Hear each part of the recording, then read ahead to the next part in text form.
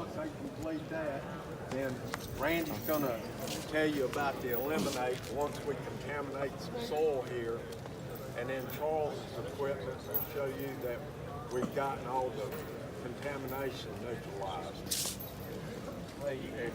So I'll be demonstrating just a simple spill, showing you how Spill Tackle works. To give you a background on the product, Spill Tackle was approved on the EPA's National Contingency Plan for cleanup on water and on land. It's also a USDA biopreferred product, so it's made from 100% sustainable recycled materials. Compared to your standard absorbents, which are cat litters, Spill Tackle is up to 6 times more absorbent. So one of our 20-pound bags is equivalent to roughly 150 pounds of just the standard clay. As you can see here, it'll encapsulate immediately.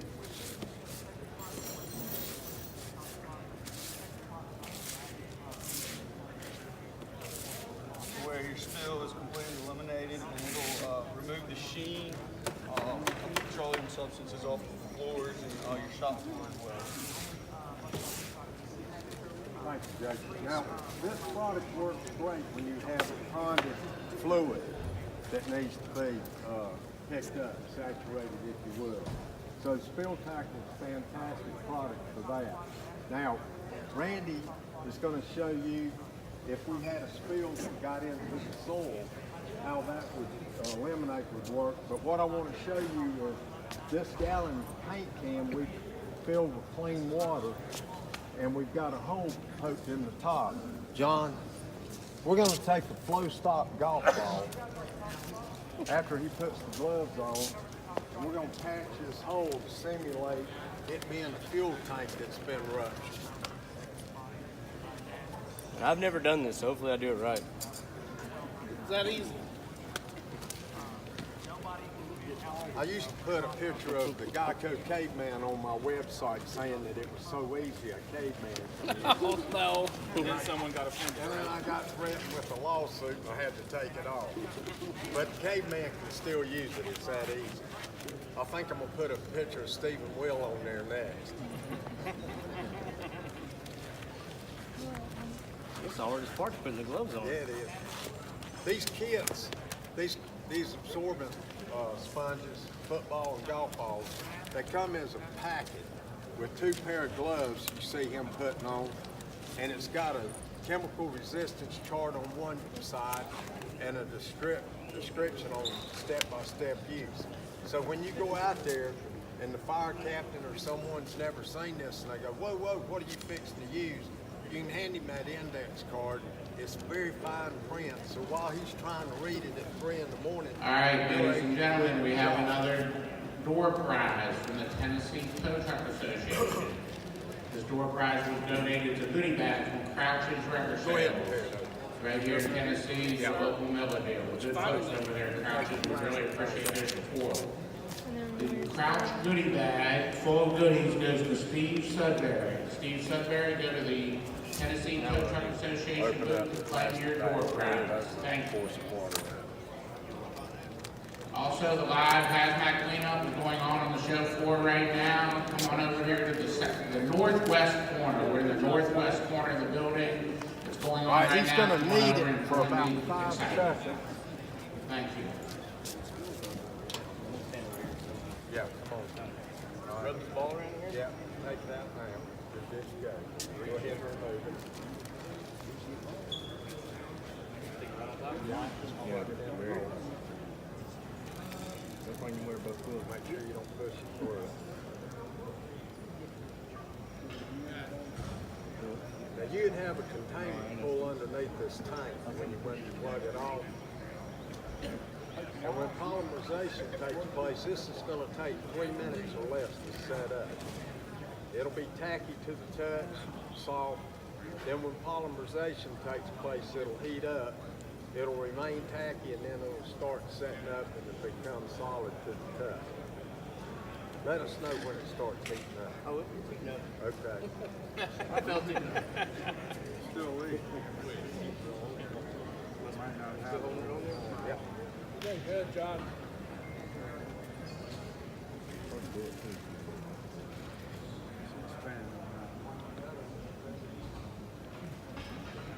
Now these work on any material, steel, plastic, PVC, aluminum, and it'll work below the water line. So if you had a boat hole that had been breached, you could patch it with this.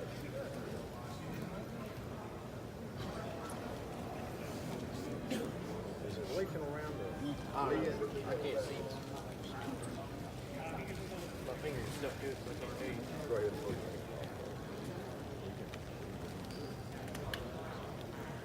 Did I not push it on the hole? That takes it a little bit to set up, and it's weeping just a little bit while it's still setting up. You see how it plugs it up and slows it down. So you can just imagine this being a fuel tank on a truck that's been ruptured, and then you take a FlowStop football or golf ball, whatever you need, block it in there. All right, then I'm gonna tank it. And then I'm going to let Randy show you how the ELMN8 works and then how they can test the soil with the Hanby soil tester. Oh, you want to test it first to show the soil's clean? All right, we'll test the soil real fast and show the soil's clean, then we're going to contaminate it, and then we're going to clean it. So I don't think it's necessary. We went across the street and got this soil yesterday. So that if it shows that dirty, Show it's dirty. As long as you show it's dirty. Sure. you got our safety goggles on. All right, yes, safety is the most important thing. So we got our safety goggles on, we got our gloves on, and when we're working, we're going to be working down here out of our breathing zone. It's the 3 Gs: gloves, glasses, gravity. Working down here out of our breathing zone because we're working with chemicals. This is chemistry in the field. So everything you need to do the test is right here in the kit. So the first thing she did is she pulled out her scale. She's got it out there. You pull out your empty beaker, and you're going to measure out 5 grams of soil. 5 grams of soil because that's the EPA recommended sample size for doing a soil analysis to get a good representative sample of what's there. So we're bringing in some of the soil over here to show that we're starting with clean soil before we contaminate with some diesel fuel. That's plenty. So, well, I'm like, we really need to show it's clean because all we're going to do is make it dirty. All we just have to do is show it's dirty. Whatever. So you put your empty beaker on the scale, you measure out your 5 grams of soil. In the real world, when you're out in the field, it doesn't have to be 5.00. It can be 4.8 to 5.2. It's more important to get the solvent on that soil sample as quick as possible because when you do that, you've trapped those light molecules from dissipating in the air. So in other words, the concentration is not going to change. But we got our 5 grams of soil. Now we're going to put our extract solvent into the soil and stir it around. When you're doing that, you're increasing the surface contact of the extract solvent with the contaminant that's in the soil and pulling the contaminant out of the soil and into the solvent. Then we're going to pour that into the test tube up the scribed line. What we did put in was 10 mils of extract solvent. The scribed line on the test tube represents 4.2 mils. That leaves us excess solvent in the beaker. In the event that we got a result that was way off scale, it was dark to black, and we wanted to know what that number was, that excess solvent that's left in that beaker, we could use by doing all the way up to a 10-to-1 dilution with our graduated cylinder. But anyway, we got there. We're going to add our color development reagent catalyst into that test tube to develop the color. Notice the catalyst that she's put in there is stark white. Stark white represents 0 or blank, such as this over here on this side. And the chemistry happens so fast that as soon as she put that white catalyst powder in there, if there was any contamination, color would have popped. So we know we're over here starting with clean soil. Now, this contraption Randy's got here has got diesel fuel in it, so we're going to make that soil dirty, contaminated with diesel. So that 18-wheeler that spilled on the highway, Perry has gone and plugged it up, so you can flip it over, you can remove it, tow it off, but there's still some contamination left on the ground that we got to deal with. So here we're got our diesel going into the soil. How about if it's a puddle soaking into the ground? Spill tackles and this. Yeah, you want to get the bulk of it up that you can, whether you're doing it with something such as spill tackle or you vacuum the bulk of the asset up if you're trying to save it, and then use the spill tackle. And then what we're doing is the residual that's left there in the soil or on the concrete or on the asphalt, we're going to eliminate that now. So we just stir it up real fast just to make sure that we got a good homogeneous mixture here. And then we're going to get our 5 grams of soil again and test it to see the contamination level that we're starting with. All right, that's good. We know, you can tell by the color change that it's been contaminated.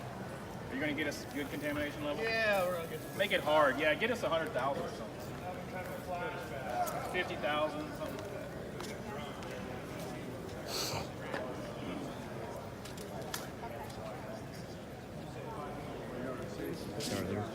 Get it from multiple places, yeah. There it is.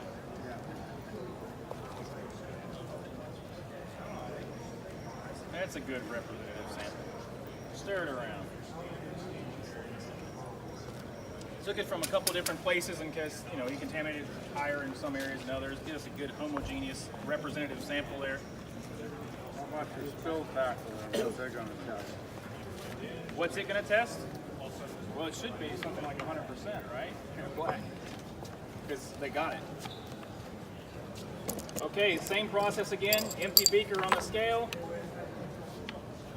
And now that we know we have a contaminated soil sample, this is where I'm talking about the importance here. It doesn't have to be 5.00. Get it 4.8 to 5.2. Measure it out as quick as possible and get that solvent on there. That way we trap those light volatiles from distance. That way you're getting the most accurate measurement possible.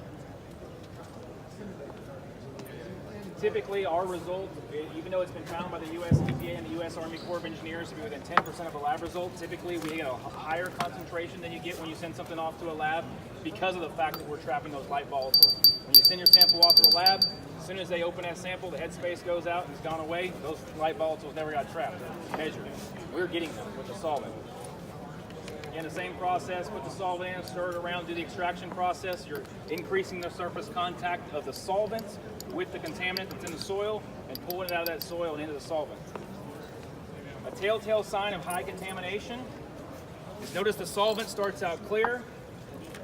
When you have pulled the contamination out of the soil sample and into the solvent, it's no longer clear. So as we see here, well, we're dealing with diesel, which is it's refined fuel, so it's not going to be that.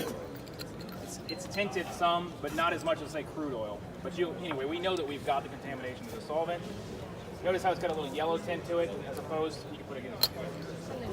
That's just a telltale sign of high contamination. But next step in the process, go to our color development reagent catalyst, add it to the test tube, develop that color.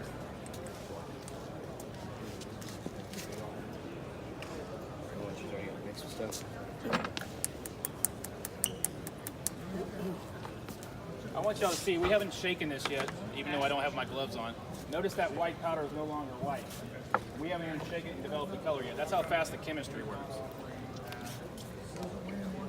It's instant. Shake it up good. So what we've documented here is we have a highly contaminated soil sample. Put that over there. We're basically 50,000 or better, right there. So we started with clean soil, no longer clean. Let's walk this around here.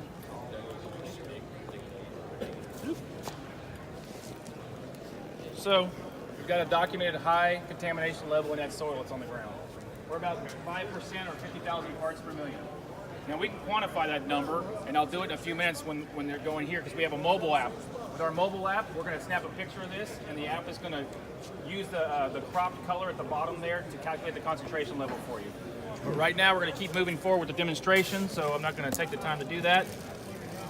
This visual way this estimated way is the way it's been done for the last 32 years. We just released the mobile app in November of last year to actually document and standardize the optical instead of replacing the human eye with the computer eye or the camera on your phone. All right, so what we've done is document, we got 50,000 ppm diesel in that soil right there. The first step in the process for using the ELMN8 solution is take water, because water activates the solution, and you want to saturate that contaminated soil with water, because water is making that soil more permeable. It's going to allow the solution to go through it and increase the surface contact of the solution with the contaminant. So he's spraying water on there, not to the point that you have standing water puddles or anything like that, but just good and damp.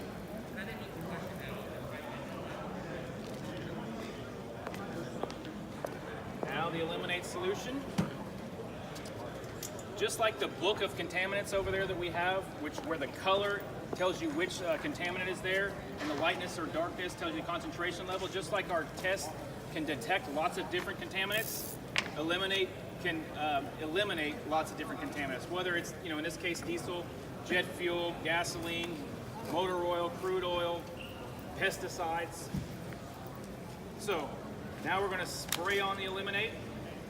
And then this rake here is like as if you were out in the field, you would use, like, say, a tiller. All we're doing is turning the soil over so that we're increasing the surface contact of the Eliminate solution with the contaminant that's present in the soil.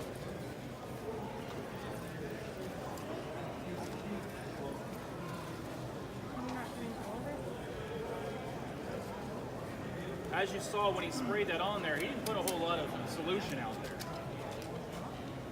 It doesn't take much. Diesel fuel and gasoline, it's an already refined product, so it's not very, very heavy. So it doesn't take a lot of product to eliminate it.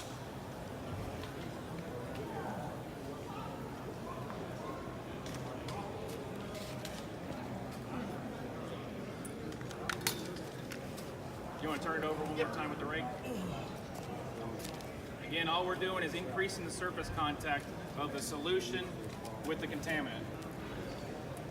Now, this has been used in situations where you couldn't use a tiller, like on the side of a mountain where there's rock, and literally put on top of the rock and let it migrate down through the rock in the cracks between the rock and stuff like that.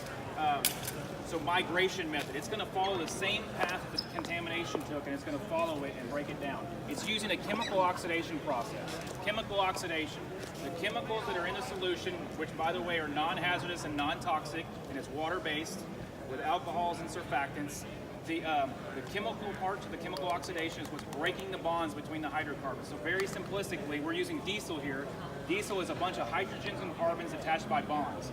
So the chemical oxidation is first breaking the bonds between the hydrogens and carbons, and then once they're in their individual elements, they're oxidizing. That's the chemical oxidation. Oxidizing means they're attaching to oxygens.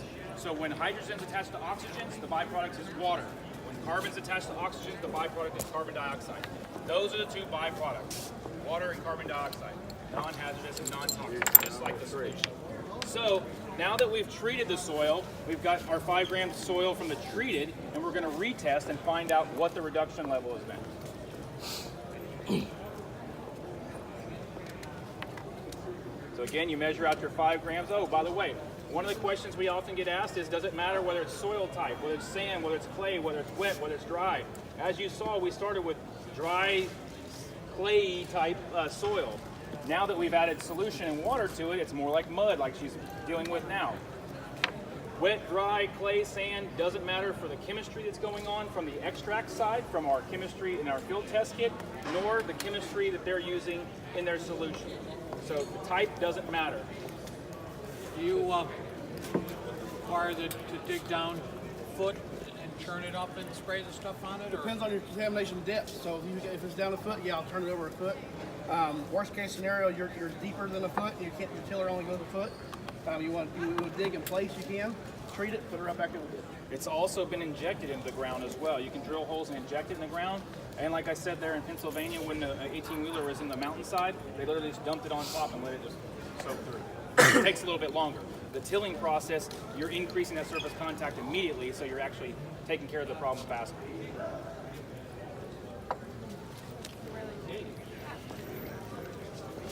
Now that we got our muddy mess here, did our extraction.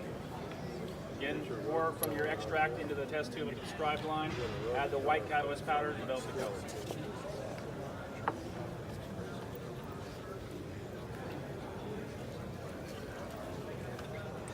The chemistry we're using in the kits have been around. This is our 33rd year, so they're not new. Time tested and proven, been published by the EPA over 100 times. So very, very sound chemistry that we're using here. The question's been asked, well, how do we know that this Eliminate solution is not masking your chemistry, so making it so we can't see that your chemistry is working? I said, well, if they're doing that, they're masking lab results as well, because it's been documented by numerous lab results all over the U.S. where the lab results confirm the Hanby results. So there you go, but you can instantly see here, way lighter.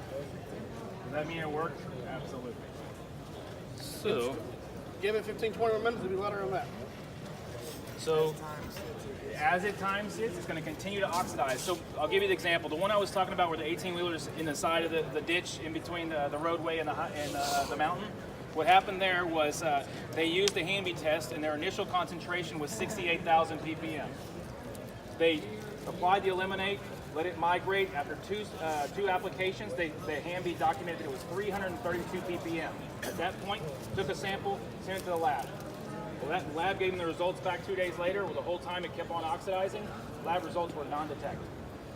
So the insurance company was about to cut the check to him and said, all right, well, just to let you know, not that we didn't believe the Hanby method worked, not that we didn't believe that your lab result worked. We went around behind you and took samples and sent them off to our own lab that we hired. Results came back non-detect as well. Here's your check, good job. Thank you, Charles. Very good. Any of you have questions, you want literature on any of the products that you've seen here, come over and talk to us at the FlowStop booth. We'll answer all your questions. We're going to do this again tomorrow at 2. So